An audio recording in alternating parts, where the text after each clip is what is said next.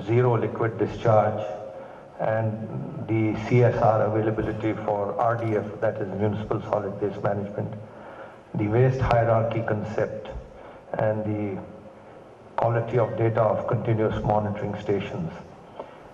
Now, I'm not going to speak technically. I was telling Mr. Handu that I will follow the process of what is called nuggetation in management.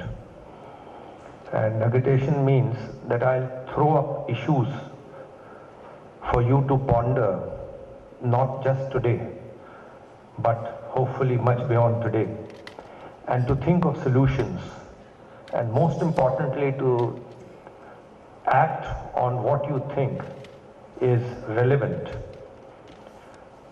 First of all, I am delighted with the objectives of this particular exercise. It says it has two major objectives. The first is sharing best practices of green manufacturing, and second is updating the latest technology developments.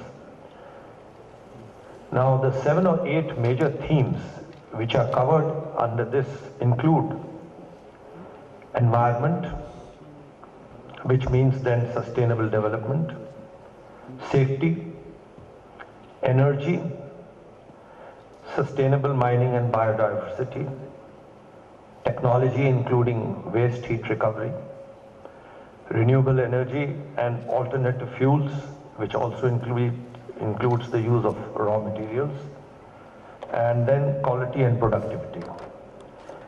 If we really take this framework seriously, there is very little that is left out.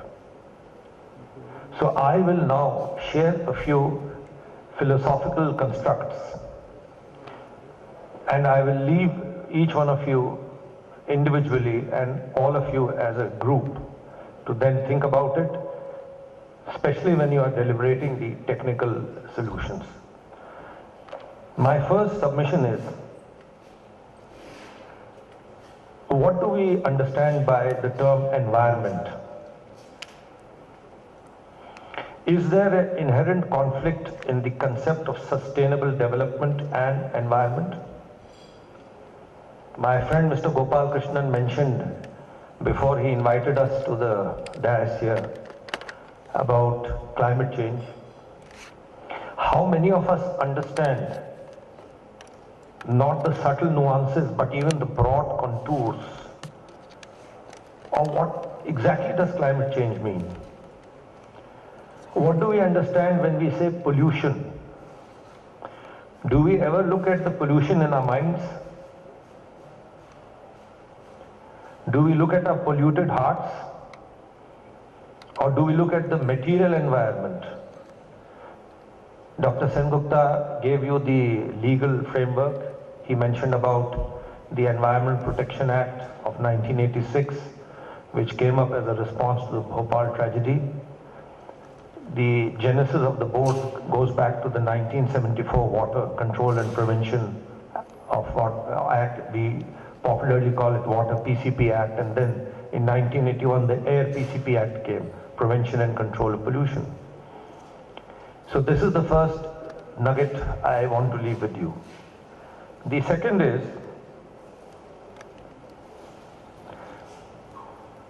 my mother tongue is Hindustani, but I'm quite fluent in English, in which I'm speaking.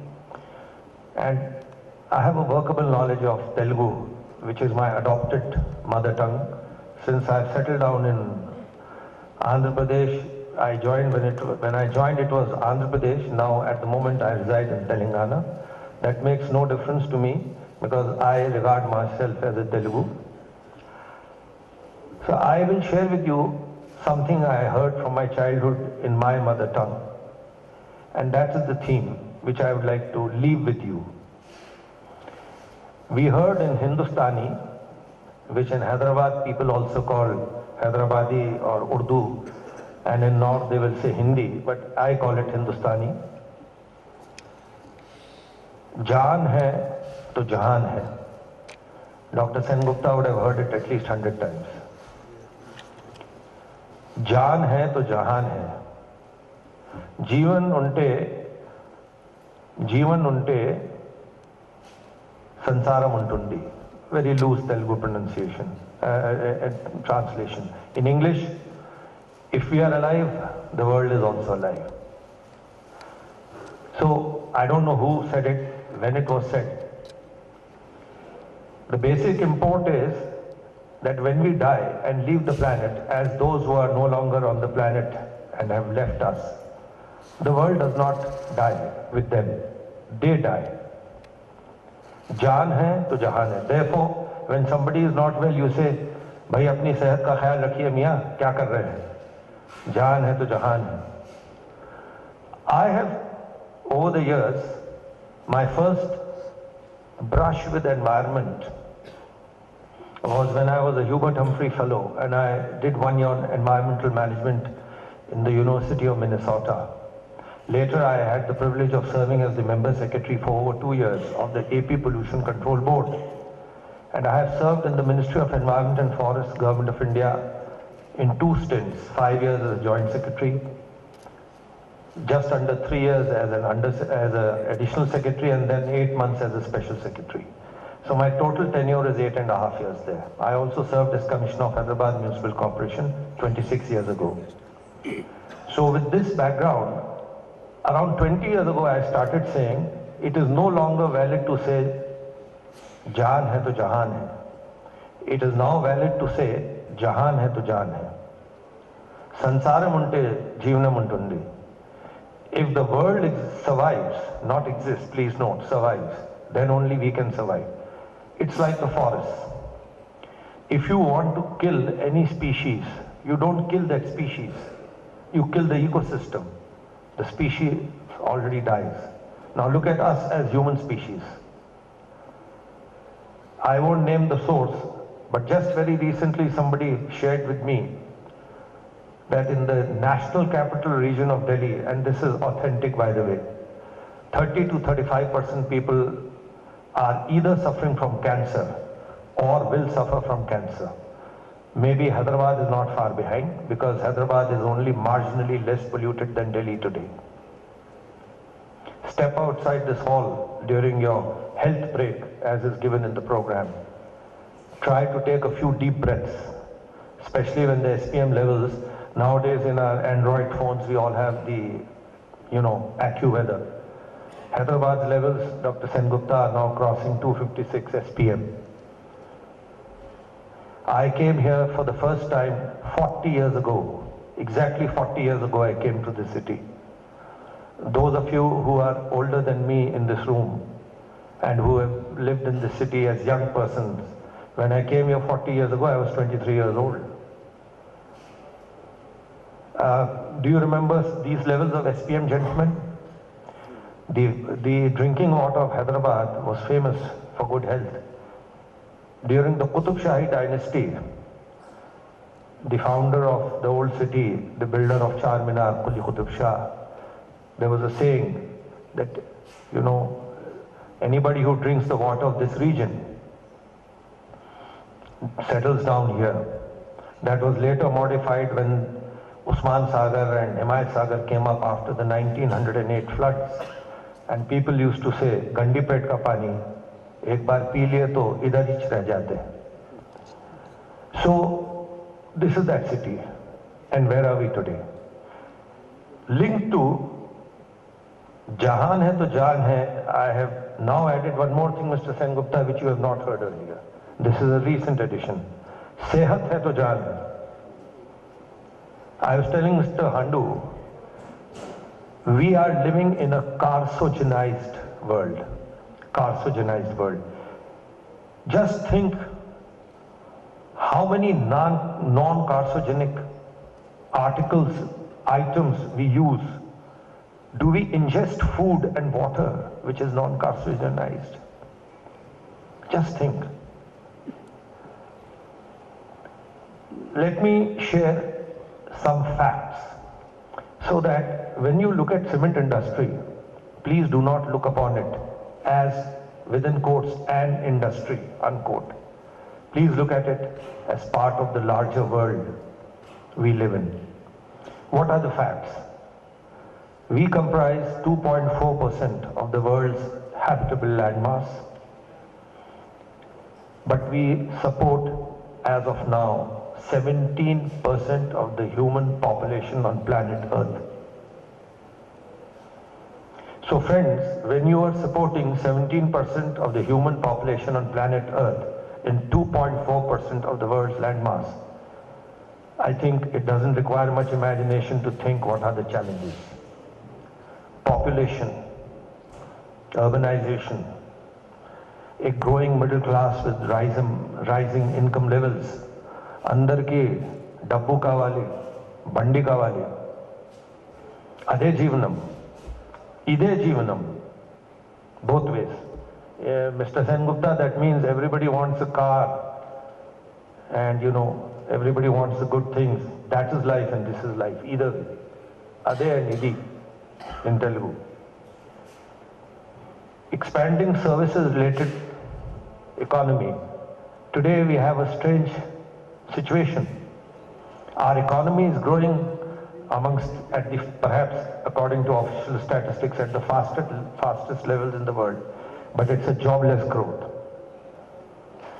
Where are the jobs? Please tell me how many people, please raise your hand in this room, in this hall, to be more precise, would like to go and work in the field in a so-called blue-collar job.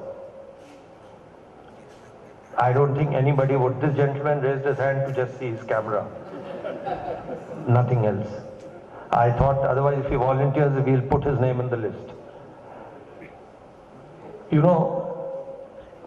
the month of June, I was in Nagpur and I was speaking to the IIIE convention, and the theme was rural development which is sustainable and how to have smart villages like smart cities. There was a reference to Swachh Bharat in Dr. Sengupta's last bullet point. Now I said, please tell me which city in India is smart. And do you want to make the villages smart like the so-called smart cities? What is the meaning of smart? You see, these are the things I would like you people to kindly think about seriously. There is a famous book called Ecology and Equity. What are the terms used in that to describe our current situation?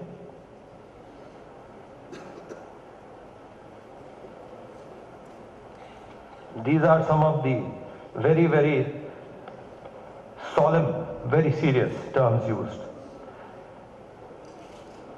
Islands of prosperity in oceans of poverty. This is to describe India, by the way. Islands of prosperity in oceans of poverty. Ecological Marxists. Dams and the damned. Dams and the damned. Ecosystem people. That is people who depend on the immediate natural and environment for satisfying their needs. And then ecological refugees. Ecological refugees. Then omnivores, people who are called omnivores because they use the products of the entire biosphere. Please note, one of the terms which is used in your theme today is biodiversity. Therefore, I am mentioning this. Now, how do we get out of this? Dr. Sengupta said that during the course of the day's deliberations, he has now focused on some problems. He will also talk of solutions. So this is where I want each one of us to think. How can we be a part of the solution? We are all part of the problem, but how can we be a part of the solution? When we lit this lamp, which we always do on ceremonial occasions, how many of us think why the lamp is lit? What is the symbolism behind lighting the lamp? Do we do it because it is done by everybody? So, what sort of function is this? No lighting of the lamp? What is this? Marchipoinara? You have forgotten it. To my limited understanding, this lamp is lighting of the minds. Our former president, Dr. Kalam, used to say, ignited minds. So this is to ignite. I request each one of you to ignite your dormant but your inherent, unique strengths, intellectual, moral. And there's a beautiful couplet in Urdu, which is a Persianized form of Hindustani, which I shall share with you and then translate it loosely into English. That I may find it difficult to translate into Telugu because my Telugu is workmanlike, it is not academic. And I think this lamp symbolizes that. हर रह गुजर पे क्षमा जलाना है मेरा काम. हर रह गुजर पे क्षमा जलाना है मेरा काम. तेवर क्या है हवा के ये मैं देखता नहीं. तेवर क्या है हवा के ये मैं देखता नहीं. Handusa would have followed it very easily. Loosely translated in English it means, my job is to light the lamp, which means spread light, enlightenment. I don't bother about the direction of the wind. If you carefully observe these 4 flames or 5 flames which are burning, they are not straight. So those who are observant can see what is the flow of wind, which side is it flowing, the flame will bend that side. If you reverse the flow of wind, it will bend on the other side. So तेवर क्या है हवा के ये मैं देखता नहीं, which means we have to work in a spirit of what has happened, but what is happening can be shaped by us to make better things happen, rather than accept things as they are and say, it's my life, but it's not my responsibility. It's my life, but it's not my responsibility. So, friends, these are some of the basic concepts I wanted to share, because we got delayed by well over 25 minutes due to, I believe, some logistical issues here. I will not share with you certain technical things which I had brought. I am a member of the Indian Resource Panel set up by the Ministry of Environment and Forests recently, and we are doing work on the construction and demolition waste industry there. And I have very useful data from there, but if Mr. Narang wishes at a later date, I can share with him. I would like to say in conclusion that please do not look at environment as a fashionable word, as something which everybody talks about, therefore we also have to talk about it. Please look at it from your inherent inner God-given and God-blessed. Somewhere some spark will be there. Intuitive spark, intellectual spark. Ignite that spark and then look at it. When I was serving and had the privilege of being in Singareni Collieries Company Limited for 5 years, let me just very briefly tell you that this company has a very old history. It was registered in 1886 as the Hyderabad Deccan Coal Company, and in 1920, on 23rd December, the name was changed to Singareni Collieries Company. I changed the logo of that company in the year 2004, and I added one more circle. The original logo was SCC, Singareni Collieries Company, and you had the symbolism of people in an underground mine working on a coal face. The board approved the change logo, and the change logo is unique. I do not know whether anywhere in the world such a logo is there with any company. And the logo is one family, one vision, one mission. Oke Kutambam, Oke Gamyam, Oke Lakshyam in Telugu. Actually, the full thing which we wanted but we could not fit in was the spirit of Singareni. Ide Singareni Spurti. Oke Gamyam, Oke Lakshyam. So this was the idea. So I have always been advocating that let us think in a common vision, mission framework. That if we want to live without getting carcinogized further, then it's not a question of steel, cement, tire or chemicals. It's a question of life. Jahan hai to jahan hai. So I urge all of you, apart from your technical deliberations, please think about these issues. I was telling Mr. Handu that even if every single individual present in this room can recall one point of mine at the end of the evening when you disperse and thinks about it, my coming here would have been very useful. I would like to once again thank Narang Saab, who was kind enough to invite me, and through Narang Saab, all the other organizers. I thank you all. I wish you environmentally sensitive and environmentally sustainable deliberations. God bless you.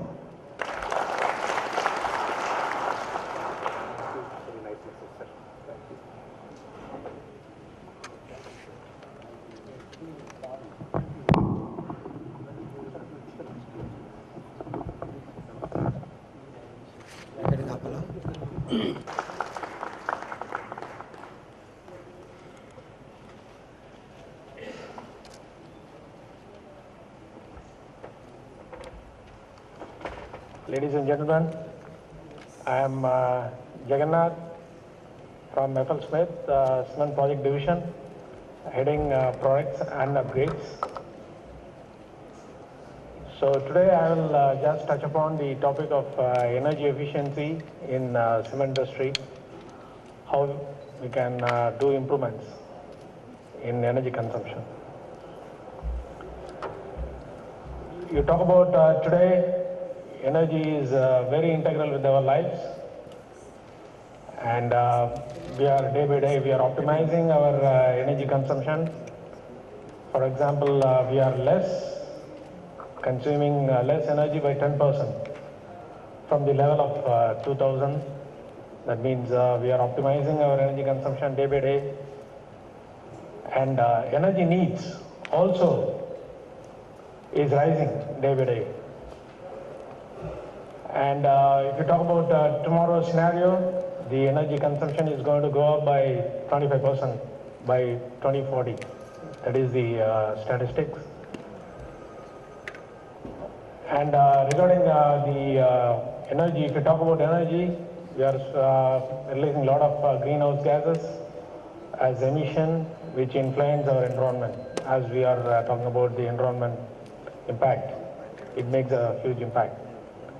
And then we were talking about the climate change, and then it will make a big impact on the climate change. So we have to be really worried about how we control the emissions and other things. So talking about energy improvements in cement industry, we can see the trend of earlier years where cement industry used to consume more specific power and specific fuel, and now the trend is reducing, and then still we have room for further reduction. So focusing on this subject, on the energy improvement, I would touch upon the subject of upgradation is one of the cost-effective options for energy improvement. And how we conceive an upgrade project is we look into the possibilities of how much we can upgrade. Sorry about that. Yeah. And then we define the objectives, we discuss with client and then understand their needs, and then come up with a concept where we can look into the energy saving and emission control, and then we discuss with the project team and conceive the project, which will be beneficial for the client. And why to upgrade is basically to improve the productivity from current level, because currently the market utilization is less for cement industry, but the efficiency plays a vital role in controlling the production cost. And as you are all aware, there are a lot of PART regulations and emission norms which are to be achieved within a given time. And then when you upgrade, you will get a quick return of investment compared to a new plan where you have a lot of hurdles, and then your investment cost is also on the higher side. So talking about when to upgrade, I would say now is the right time to do it, because the market is down, and then you can afford to have a stoppage, and then you can do the upgrade, so that when you are up and running, then you will be ready for the market demand, to meet the market demand. And looking at what are the driving forces for upgrade projects, one is capacity utilization. Even though the utilization is less, current scenario, people like to run, if they have multiple lines, they would like to run the efficient system, efficient line. And probably that puts, that is a pressure on the production cost. To sustain in the market, the production cost has to be lowered. So if you want to make some minor upgrades by introducing the new technologies, and then reduce the power and fuel consumption, so that will indirectly reduce or make less impact on the environment as well in terms of CO2 emission, because less fuel usage is related to emission of CO2. And the fuel cost and the power cost also will be reduced by means of upgrade. So you will get a better and quicker return on investment when we do a suitable upgrade. And we have seen a lot of success by doing a lot of upgrades. I can state some few examples. TNPL, this is a Tamil Nadu Paper and Boards Limited. We have upgraded the plant from 500 tons per day to 800 tons per day by adding a secondary crusher for their ball mill raw grinding circuit, and we have changed the separators of the raw grinding, and then a modification in the pyro system by adding a calciner. In fact, they had a provision for accommodating a calciner in the existing tower, and we have reduced the pressure drop of existing cyclones, and we have increased the capacity. And then the advantage of this upgrade is the capacity increase, and then the reduction of specific heat consumption by 47 kilocalorie per kg clinker. It's a very good saving. And then right now the Ramco Jayantipuram project is under execution, and the line 1 is getting upgraded. The capacity increase expected is 4,600 tons per day from current production of 30 to 50 tons per day. There we are adding a new balancing tower, twin string ILC 5-stage, and crossbar cooler for the increased capacity, and then kiln drives are getting modified, and then cold dosing system is modified to cater to the new capacity. So with this upgrade, the production will go up by 1350 tons per day, and there will be a specific heat consumption saving of 55 kilocalorie per kg clinker, and power consumption is expected to be reduced by 7 kilowatt hour per metric ton per clinker. And we are also executing Ultratech project Avapur, where again a balancing tower is getting added, and we already replaced the cooler earlier, and the balancing tower is right now under construction and direction. And there we are talking about production increase from 4150 tons per day to 5000 tons per day.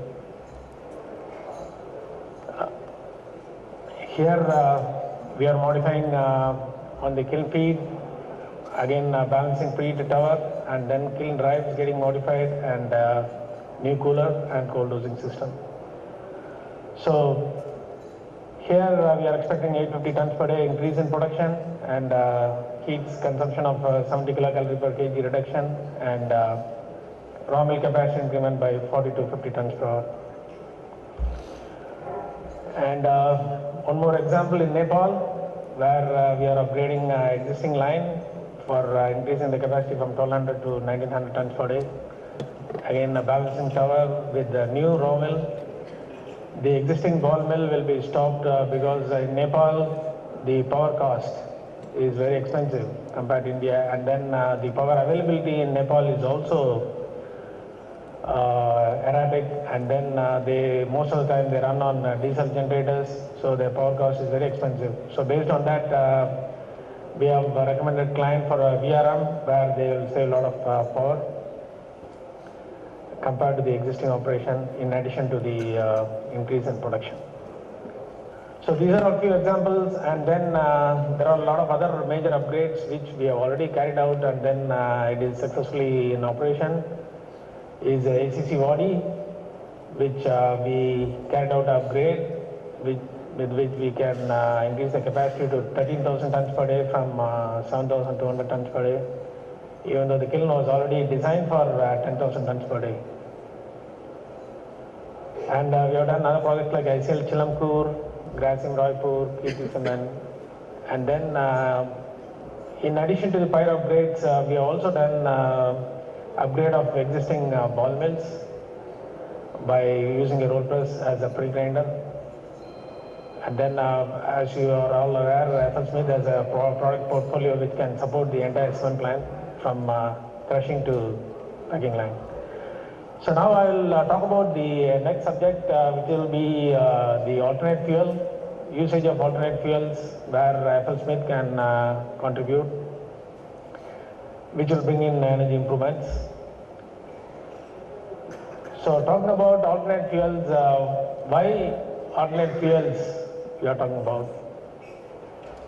So talking about alternate fuels, we can convert the fuel cost into earnings. That means once you use alternate fuels, we can make a lot of substitution to coal, which will save a lot of money. And greenhouse gas emissions can be reduced.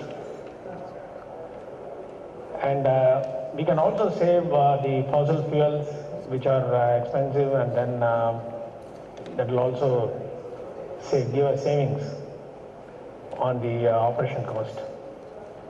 And we are converting the waste into energy. That will overall reduce the fuel cost, and then it will contribute to the clean and green environment. So when we talk about alternate fuel, type of alternate fuels, we have solid alternate fuels, liquid alternate fuels, and gaseous alternate fuels.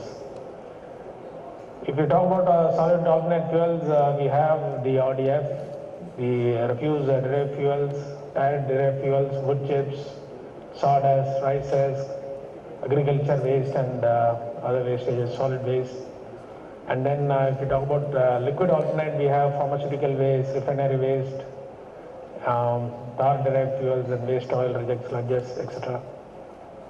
And we have gaseous alternate fuel, which is not really popular in India, but still we have few things like biogas, landfill gas, and other things. So these are some examples of alternate fuels being used in cement industry. So rice husk, wood chips, shredder tires, cut tires, and a lot of other alternate fuels. If you talk about the alternate fuels, FL Smith can offer the full technology for alternate fuel firing, including the handling and dosing systems, and the equipment which can burn alternate fuels.